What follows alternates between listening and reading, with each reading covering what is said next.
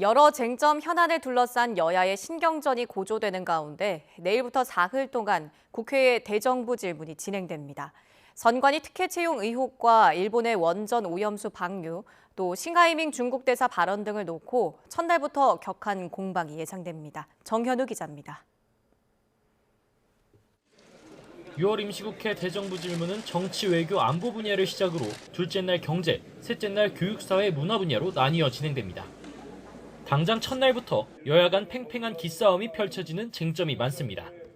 국민의힘은 직원 자녀들의 특혜 채용 의혹이 불거진 중앙선관위 문제를 꺼내들며 감사원 감사 전면 수용과 선관위원 전원 사퇴 등을 거듭 강조할 것으로 보입니다. 무리하게 부분 수용을 택한 이유 역시 부정 채용은 선관위 부정부패 중 빙산의 일각이기 때문은 아닙니까? 선관위에 대한 여권의 공세에 정략적 의도가 담겼다고 의심하는 민주당은 일본의 오염수 방류 문제에 화력을 집중할 태세입니다. 방류가 초읽기에 들어간 상황에서 정부가 일본 편만 들고 있던 건데 IAEA 평가 결과만 기다릴 것이면 시찰단은 왜 보냈습니까? 일본에 이의 제기할 뜻이 없습니다.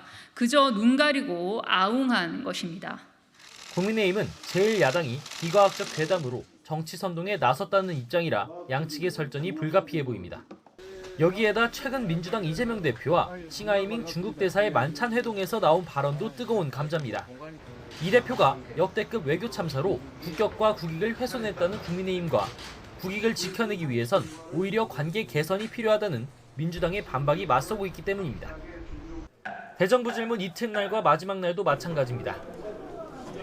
경제 분야에선 전기 등 공공요금 인상과 잇따른 전세 사기 피해 발생의 원인을 놓고 전현 정부 간 책임론 공방이 벌어질 것으로 보입니다. 교육 사회 분야 역시 윤석열 정부의 노동정책과 시민단체 보조금 비리 단속 강화 등을 놓고 난타전이 예상됩니다.